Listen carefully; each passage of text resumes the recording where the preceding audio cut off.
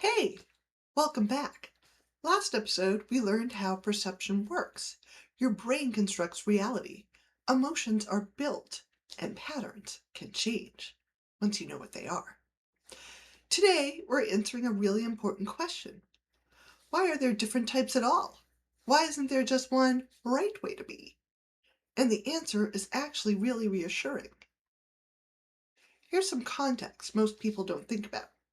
For most of human history, we're talking 95% or more, we didn't live like we do now. No cities, no big organizations, no strangers everywhere. We lived in small tribes, maybe 50 people, maybe up to 150. Anthropologist Robin Dunbar figured out that 150 is about the limit of real relationships a human can manage. That was your world, and your survival depended on everyone in your tribe. So here's the thing. Tribes that had all the same kind of people didn't do well. Think about it practically. If everyone's focused on big picture dreaming, who's keeping track of the food? If everyone's managing inventory, who handles it when a bear shows up? Right now! If everyone's fighting the bear, who thinks about next winter? Different situations need different skills. Having variety meant the tribe could handle whatever came up. So let's look at what each type actually did for the tribe, each temperament. Guardians. And yes, that's us, we're the keepers. Track the resources, remember what worked before, maintain the systems, pass down knowledge. Without us, the tribe would keep making the same mistakes. And then artisans were the responders and the makers. Read the situation, react fast, handle what's happening now, adapt on the fly. But they also created things. The pottery, the tools, the crafts. They performed rituals. They made life beautiful. Without them, the tribe couldn't survive immediate threats and would have nothing lovely to look at. Rationals were the strategists. Solve new problems. Plan for the long term. Figure out how things work and innovate. Inventing the wheel. Without them, the tribe couldn't handle challenges they'd never seen before. And idealists were the healers. Keep the group together, resolve the conflicts, maintain morale, hold the meaning. Without them, the tribe fell apart from the inside. And here's something important. There's no best type. There's no best temperament, just best for the situation. When things are stable, guardians lead naturally. We maintain resources, we keep things running. When there's a sudden crisis, artisans step up. They handle the moment, they take action. When there's a new problem nobody's seen before, rationals figure it out. They find solutions.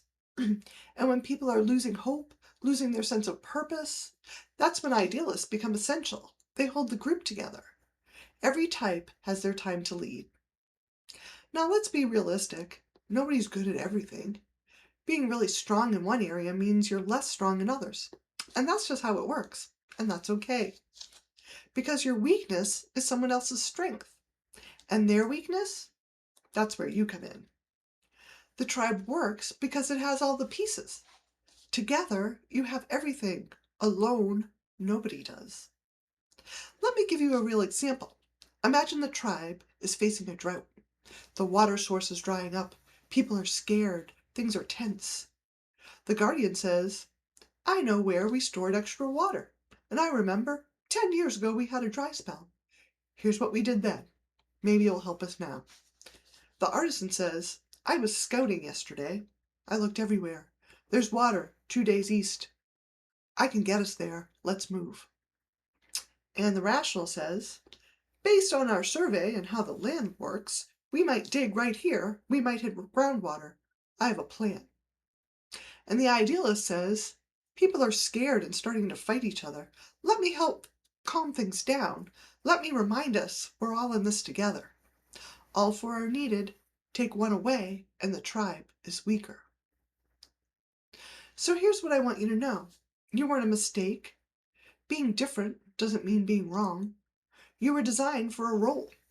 The tribe needed exactly what you bring. Evolution doesn't keep things around that doesn't work.